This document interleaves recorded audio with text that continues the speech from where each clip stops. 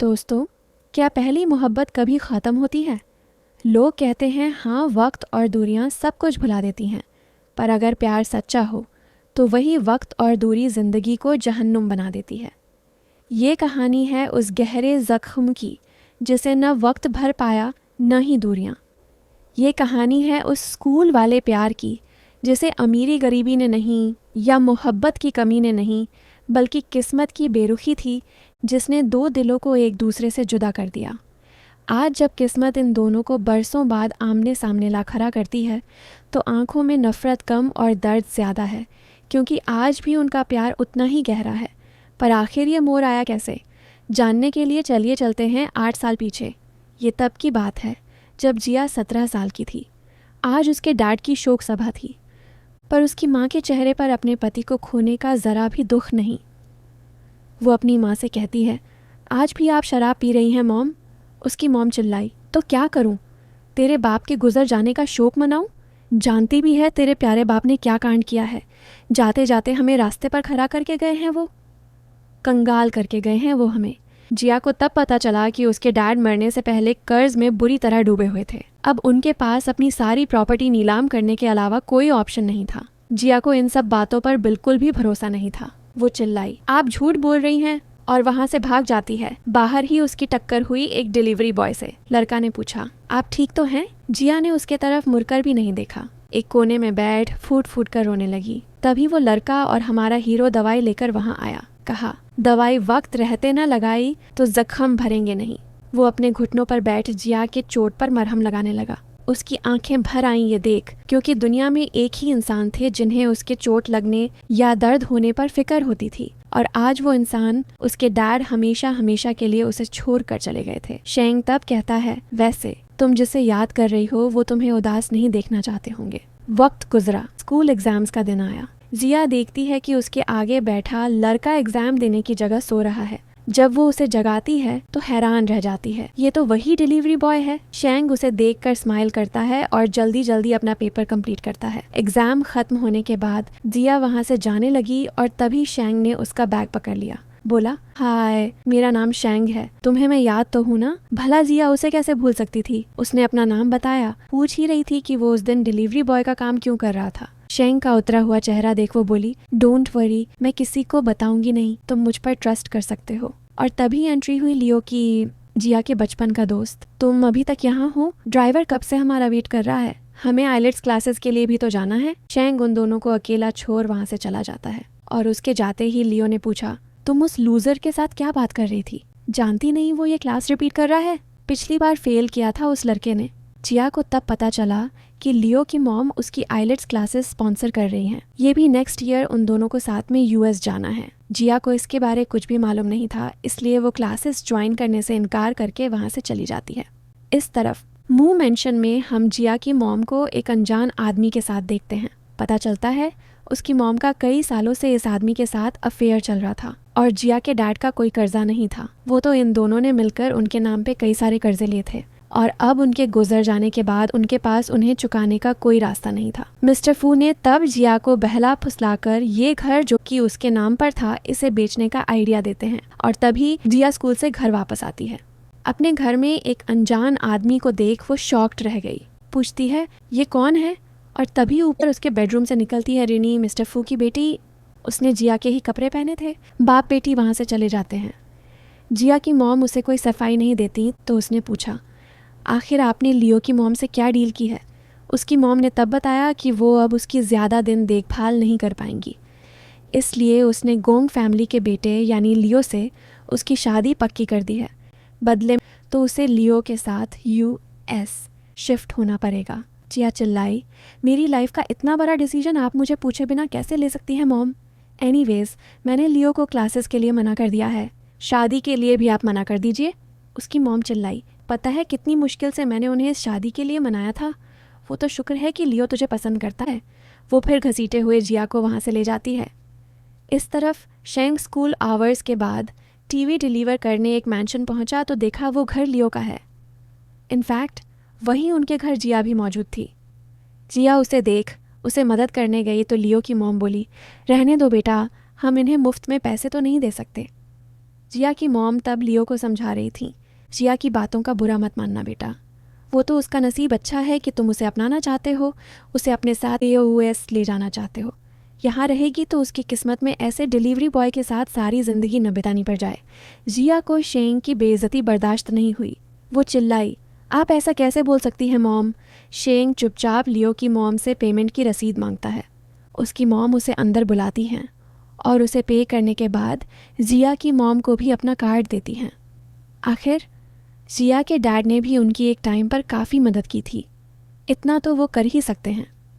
पर जिया खैरात में मिली भीख लेने से साफ इनकार कर देती है और लियो के साथ यूएस जाने और शादी करने से भी।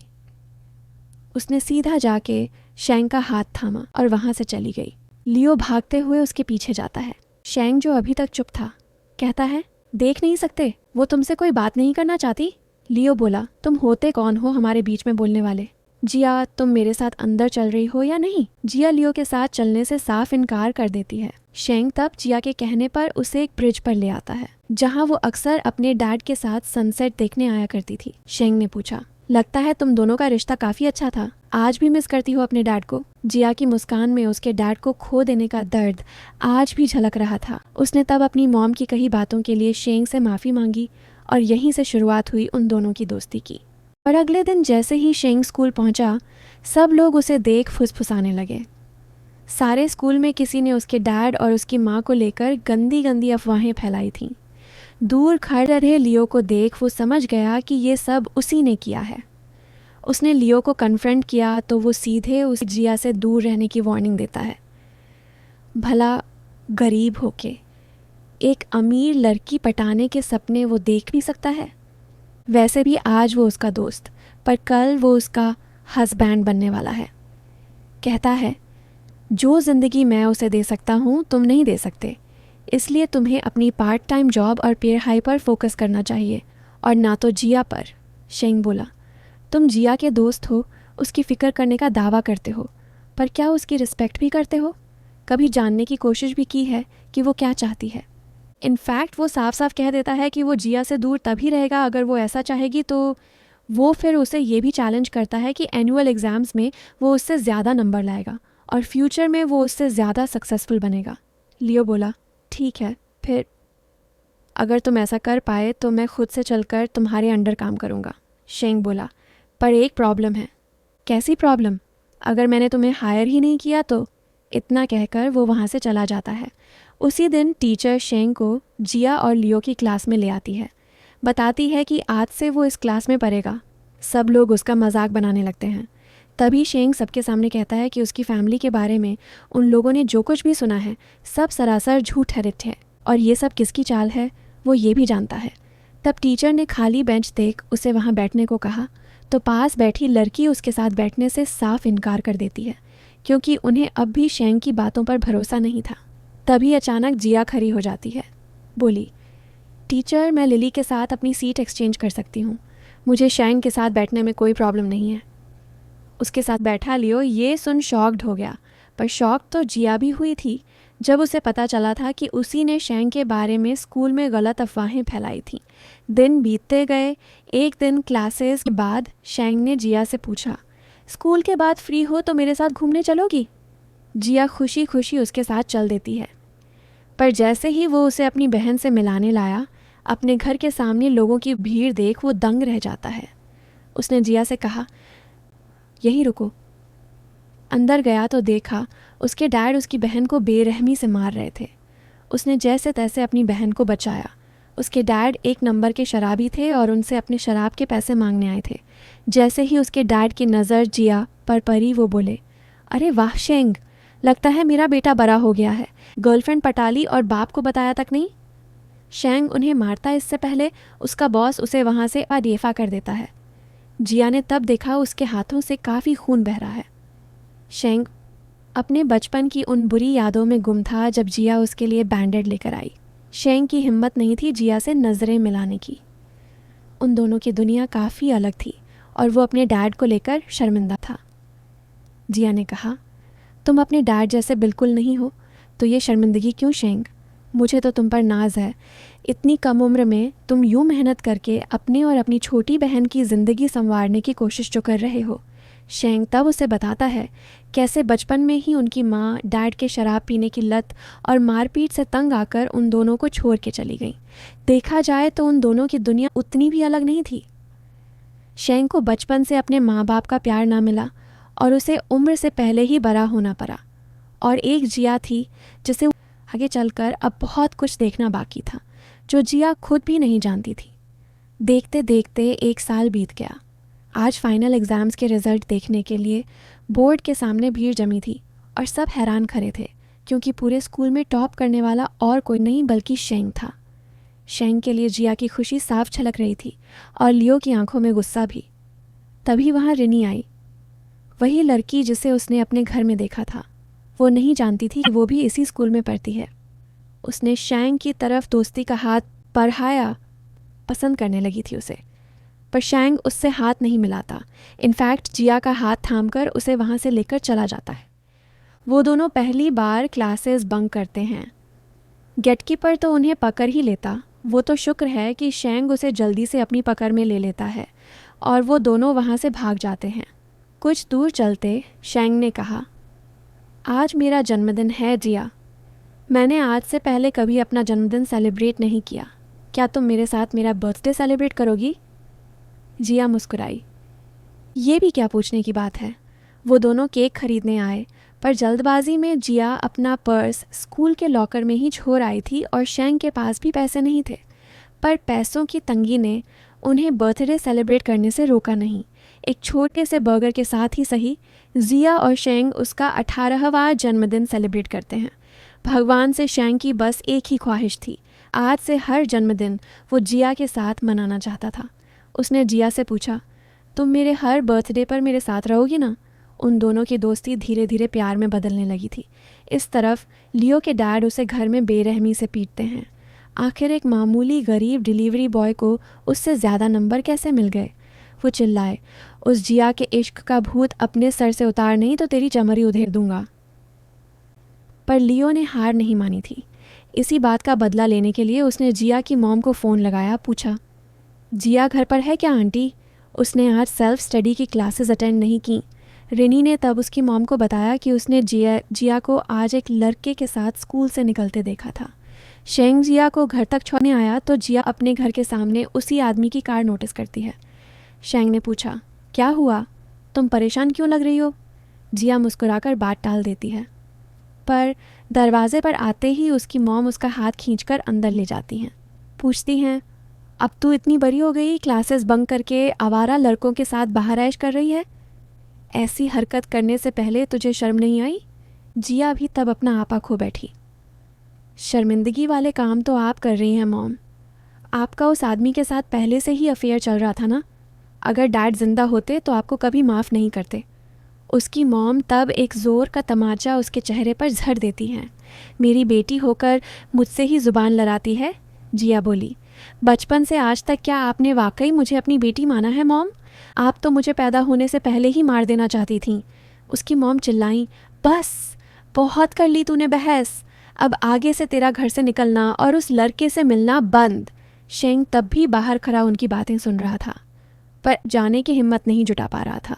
तभी जिया की मॉम बाहर आई और शेंग से बोली, अमीर लड़की देखी नहीं और आ गए उसे फंसाने। इंसान को अपनी औकात में रहकर सपने देखने चाहिए। शेंग ने सफाई देने की कोशिश की, आंटी मैं उसके साथ उसके पैसों के लिए नहीं, और वैसे भी आप उसे यूं घर में बंद करके नहीं रख सकती। मॉम बोली, अब तू मुझे सिखाएगा मुझे अपनी बेटी से कैसे पेश आना चाहिए। उसकी मॉम ने उसे धमकी दी कि अगर वो यहाँ से नहीं गया तो उन्हें पुलिस बुलानी होगी। शेंग फ़िलहाल के लिए वहाँ से चला जाता है और उसकी मॉम भी जिया को घर में अकेला छोड़ मिस्टर फू की कार में बैठ वहाँ से निकल जाती हैं।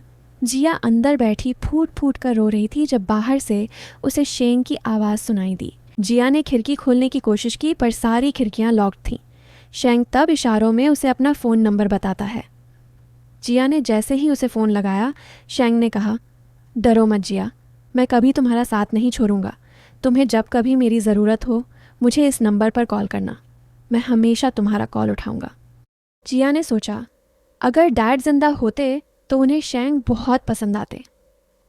तभी शेंग ने पूछा, जिया, स्कूल के बाद मेरे साथ सेम यूनिवर्सिटी चलोगी? वो बोली, हाँ चलूँगी। शेंग फिर पागलों की तरह साइकिलिंग करके अपने कुरियर स्टेशन पहुंचा और बॉस से कहा कि वो उनके बिजनेस में इन्वेस्ट करना चाहता है। बॉस बोले, तेरे पास पैसे हैं क्या? शेंग बोला, हाँ है ना। उसने इतने सालों मेहनत करके सिवाय अपनी बहन की पढ़ाई के कभी एक पैसा भी खर्च नहीं किया था। वो दोनों फिर अपनी ड्रीम यूनिवर्सिटी जाने के लिए दिन रात मेहनत करने लगे। आखिरी पेपर की आगे की रात जिया की मॉम उसके लिए ऑरेंज जूस लेकर आई। बोली, पढ़ाई के साथ खाने पर भी तो ध्यान देना है, इसे पी लो बेटा। जिया ने सोचा, ये मॉम को अचानक क्या हो गया है। वो फिर भी चुपचाप जूस पी लेती है और उसे पीते ही उसे इतनी गहरी नींद आई, क्या सुबह पेपर देने का वक्त निकल गया और उसे पता भी न चला। नींद टूटी तो देखा 12 बज चुके हैं। एग्ज़ाम कब का ख़त्म हो गया है। उसकी नज़र जूस पर पड़ी और वो समझ गई। बोली, एक माँ होकर आप अपनी बेटी के फ्यूचर के साथ इतना बड़ा खिलवाड़ कैसे कर सकती हैं?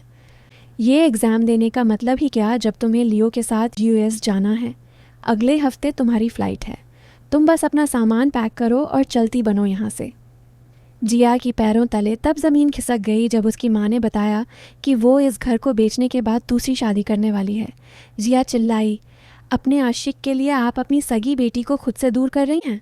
आखिर कैसी माँ हैं आप? मॉम बोली, तो सुन, रिनी और उसके डैड मेरी असली फैमिली हैं। मैंने तेरे डैड से कभी प्यार ही नहीं किया। वो तो मैं गलती से प्रेग्नेंट हो गई, वरना ना तो मुझे तुम्हारे डैड से शादी करनी थी और ना।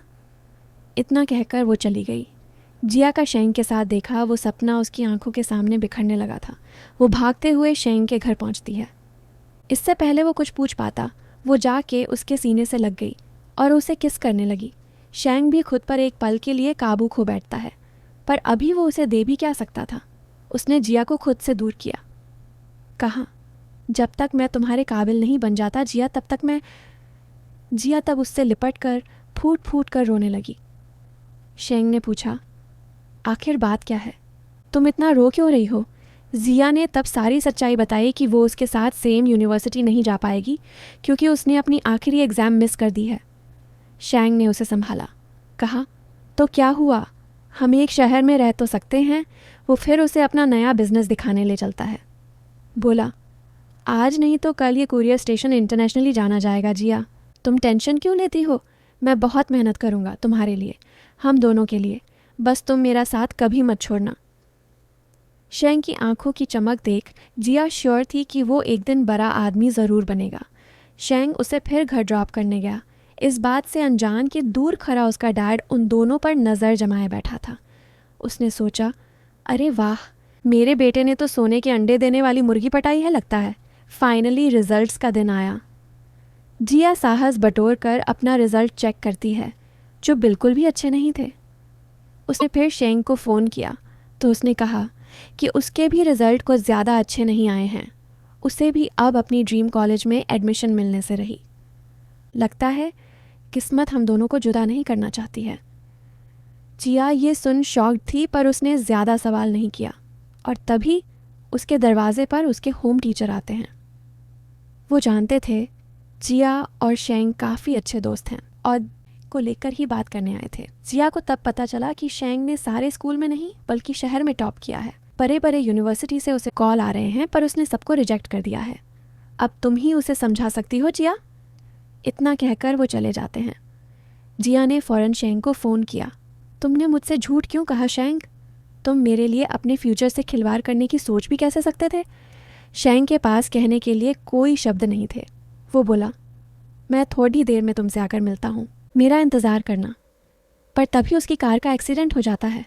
फाइनली उसे होश आया तो उसकी सिस्टर उस पर चिल्लाती है, भला ड्राइव करते वक्त कोई फ़ोन पर बात करता है भला? तभी उसने देखा कि जिया अब भी बच्चों की तरह रो रही है। उसने अपनी सिस्टर को बाहर जाने को कहा और प्यार से जिया का हाथ थामा। छोटा सा एक्सीडेंट ही तो था, तुम इतना क्यों रो रही हो? पर जिया तो अब भी खुद को ही ब्लेम कर रही थी। उसकी वजह से ही एग्ज़ाम ख़त्म होने के बाद भी उसे काम करना पड़ रहा है ताकि वो जिया की भी जिम्मेदारी उठा सके। तो भला वो खुद को ब्लेम कैसे ना करती? शेंग ने तब बताया कि वो ग्रेजुएशन के बाद उसे कहीं घुमाने ले जाना चाहता था, बस इसी के लिए पैसे जमा रहा था। जिया ये सुन उसके गले से लग जाती है। पर फिर बाहर निकलते ही उसकी मुलाकात शेंग के डैड से हुई, जो वहाँ शेंग से नहीं उसी से मिलने आए थे। उसके डैड सीधे मुद्दे पर आते हैं। लगता है तुम मेरे बेटे से काफ़ी प्यार करती हो और बहुत अमीर ख़ानदान की भी लगती हो। 3 मिलियन, अगर तुम मुझे 3 मिलियन देती हो तो मैं हमेशा के लिए शेंग की ज़िंदगी से चला जाऊँगा, उसे कभी परेशान नहीं करूँगा। नहीं तो उससे इस बार भी अपने ड्रीम यूनिवर्सिटी में एडमिशन नहीं लेने दूंगा जैसे मैंने पिछली बार किया था। जिया को तब पता चला कि पिछली बार शेंग अपने डैड की वजह से ही फेल हुआ था। उन्होंने शेंग को झूठी खबर दी थी कि उसकी बहन का एक्सीडेंट हो गया है, जिस वजह से शेंग अपना आखिरी एग्ज़ाम नहीं दे पाया था। शेंग के बाप में जिया को अपनी माँ दिखाई देने लगी। तुम लोग खुद को माँ बाप कहते हो, पर असल में खून चूसने वाले कीड़ों से कम नहीं हो, शेंग का डैड बोला। ए लड़की, अपना बकवास बंद कर, सीधे सीधे बोल, तू पैसे दे रही है या मैं दूसरा रास्ता देखूं। जिया घर लौटी तो उसे फिर से एक सदमा लगता है। सारे फर्नीचर्स घर से निकाले जा रहे थे। उसने अपनी माँ से पूछा, ये क्या कर रही हैं आप? माँ बोली, अच्छा हुआ तुम आ गईं, अब जल्दी से इस प्रॉपर्टी के पेपर्स पर साइन कर दो। पर जिया इस घर को बेचने से साफ मना कर देती है। माँ चिल्लाने लगी तो रेनी उन दोनों को शांत करती है। बोली, जिया बात समझने की कोशिश करो, तुम्हारी माँ मेरे डैड के बच्चे की माँ बनने वाली है, ऐसे में वो तुम्हारा ख्याल तो नहीं रख पाएगी ना, इसलिए इस घर को बेचकर तुम्हारा लियो के साथ यूएस जाना ही सही रहेगा। जिया के मानो पैरों तले ज़मीन खिसक गई हो। उसकी माँ, जिसने कभी उसे प्यार नहीं किया, आज फिर से माँ बनने वाली थी। और तभी शेंग के डैड की धमकी उसके कानों में गूंजती है। उसने बिना कुछ कहे अपने डैड की छोरी आखिरी अमानत, इस मैंशन को बेचने के लिए राज़ी हो गई। उसने पेपर्स पर साइन कर दिए, पर एक शर्त पर। उसकी माँ मैंशन से मिल रहे पैसों का एक हिस्सा जिया को दे देती है। जिया वही पैसे लेकर शेंग के डैड से मिली। डैड चिल्लाए, यहाँ तो 1 मिलियन है, मैंने तो 3 मिलियन कहा था, तुमने मुझे भिखारी समझा है क्या? जिया बोली, आपको बाकी के पैसे भी मिल जाएंगे, पर अभी नहीं। पहले आपको इस शहर से शेंग की ज़िंदगी से दूर जाना होगा। प्रॉमिस करना होगा आप कभी वापस नहीं आएंगे, और तभी आपको बाकी पैसे मिलेंगे। शेंग के डैड उसकी धमकी से डर गए। चलो 3 मिलियन नहीं, पर 1 मिलियन भी अच्छी रकम थी, इसलिए वो एक बार में ही उसकी बात मान जाते हैं। जिया फिर शेंग से मिलने हॉस्पिटल पहुंची। कहाँ थी तुम इतनी देर? मैं कब से तुम्हें फ़ोन कर रहा हूँ। जिया ने झूठ बोला कि वो अपना लैपटॉप लेने गई थी। वो प्रॉमिस करती है, अब मैं आ गई हूँ ना, तुम आराम से अब सो सकते हो। और शेंग के आंख लगते ही जिया अपने लैपटॉप से शेंग के ड्रीम यूनिवर्सिटी में उसकी रजिस्ट्रेशन कर देती है। सुबह हुई। शेंग की नींद टूटी और टेबल पर रखे खत को देखकर उसे एहसास हो चुका था कि जिया उसे छोड़कर जा चुकी है। वो लिखती है, मैं लियो के साथ यूएस जा रही हूँ शेंग। तुम मेरे लिए मामूली यूनिवर्सिटी में अपना दाखिला करवाओ ये मैं नहीं चाहती, इसलिए मैंने तुम्हारा रजिस्ट्रेशन ऑनरेडी करा दिया है। अपना ख्याल रखना। शेंग हड़बड़ी में जिया के पास जाने के लिए बेड से उतरा तो वो नीचे गिर गया। तभी उसकी बहन वहाँ आती है, उसे संभालती है। पर उसका मकसद तो अब भी किसी भी हाल में जिया को यूएस जाने से रोकना था। वो फ़ौरन एयरपोर्ट पहुँचता है। जिया उसे वहाँ देख तंग रह जाती है। उसने कंपकपाते हाथों से जिया का हाथ थामा तो लियो उसे छुड़ाने की कोशिश करने लगा। जिया ने उसे रोका, कहा, मैं शेंग से अकेले में बात करना चाहती हूँ। जिया तब शांत आवाज़ में बोली, तुम यहाँ क्यों आए हो शेंग? शेंग बच्चों की तरह उसके सामने रोने लगा। प्लीज़ लियो के साथ मत जाओ जिया, तुम मुझे यूं छोड़कर नहीं जा सकती, जिया ने कहा। पर मैं तुम्हारे साथ नहीं रहना चाहती। शेंग बोला, क्यों? पर तुमने ही तो कहा था हम साथ हैं तो हर मुश्किल आसान है। मैंने प्रॉमिस किया था ना कि मैं दिन रात मेहनत करूँगा ताकि हम। जिया बीच में ही उसे काट देती है, पर उसके लिए तुम्हें बरसों लग जाएंगे और मुझे तुम्हारे साथ गरीबी की ज़िंदगी नहीं जीनी है। लियो मुझे वो सब कुछ दे सकता है जो तुम मुझे अभी नहीं दे सकते, इसलिए प्लीज़ बात को समझो और चले जाओ यहाँ से। पर शेंग का दिल अब भी इस बात को मानने के लिए तैयार नहीं था। जिया तब उसे खुद से दूर करती है और लियो का हाथ थामकर कहती है कि वो दोनों एक दूसरे को प्यार करते हैं और जल्द ही यूएस जाकर शादी करने वाले हैं। शेंग की बहन से अपने भाई का दुहक देखा नहीं गया, पर तभी शेंग ने पूछा, तुम लियो से प्यार करती हो? तो मेरे साथ तुमने जो पल बिताए वो क्या था? शिया तब बोली, डैड के गुजरने के बाद मैं अकेले पर गई थी, इसलिए मेरा दिल बहलाने के लिए थैंक यू शेंग। पर मैंने तुम्हें कभी प्यार नहीं किया था। इतना कहकर वो हमेशा हमेशा के लिए शेंग की ज़िंदगी से चली जाती है। शेंग का दिल पूरी तरह टूट चुका था। जिया के जाने के बाद उसने खुद को शराब के अंधेरों में डुबो लिया। दो दिल जो एक ही सपने का हिस्सा थे, आज एक दूसरे से कोसों दूर अपनी अपनी जंग लड़ रहे हैं। प्यार तो आज भी वही है, पर अब उस पर हालात और गलतफहमियों की धूल जम चुकी है। क्या ये दूरियां कभी मिट पाएंगी? मोहब्बत की इस दास्तां का यह सिर्फ एक पड़ाव है, असली इम्तिहान तो अभी बाकी है। अब उनकी तकदीर उन्हें फिर से कहाँ मिलाती है, यह देखने के लिए मेरे चैनल को सब्सक्राइब और इस वीडियो को लाइक करना ना भूलें। Thanks for watching.